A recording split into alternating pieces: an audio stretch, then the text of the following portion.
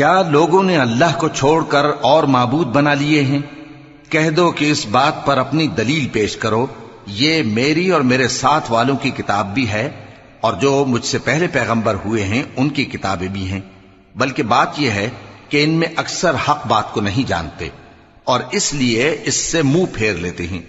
اور جو پیغمبر ہم نے تم سے پہلے بھیجے ان کی طرف یہی وحی بھیجی کہ میرے سوا کوئی معبود نہیں تو میری ہی عبادت کرو، اور کہتے ہیں کہ رحمان بیٹا رکھتا ہے، وہ پاک ہے، اس کے نہ بیٹا ہے نہ بیٹی، بلکہ جن کو یہ لوگ اس کے بیٹے بیٹیاں سمجھتے ہیں وہ اس کے عزت والے بندے ہیں،